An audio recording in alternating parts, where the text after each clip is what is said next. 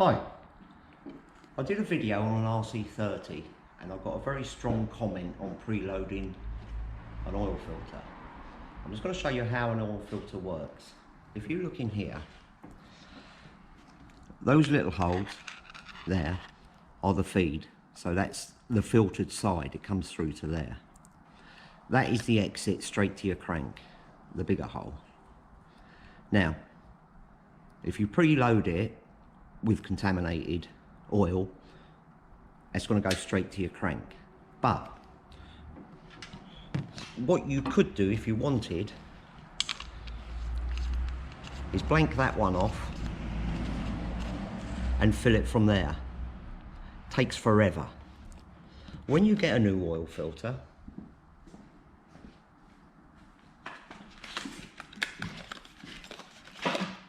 it's sealed, so there should be no contamination in the filter itself. If you fill it with clean oil,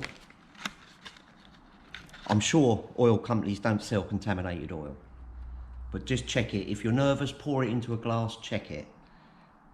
It'll be fine. If you're running a cartridge, paper one like that, you can't preload it. So what I would suggest is you put your oil in, disconnect the ignition and crank it over till the oil light goes out. The engine in this I built in 2003.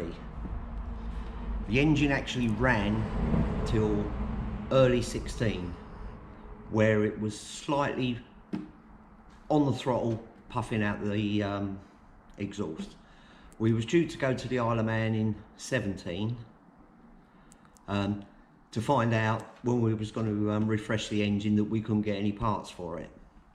But what we did, we bought a good engine off of eBay and we did the same preload that I normally do.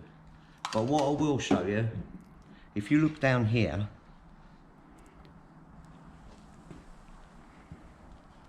these are the trophies the bike won. So the proof is in the pudding that we've had no problems with it. It is a minefield, this area, about oil filters. And the guy that made the comment is right. Am I wrong? But your proof is in the winning trophies. This went to the Isle of Man. He got 2 15ths in the major race, and in the support race, he got a 3rd.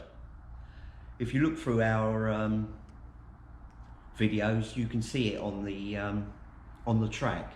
The poor little girl, she's revving at 14,000 nearly all day long. Good on her. Thanks a lot.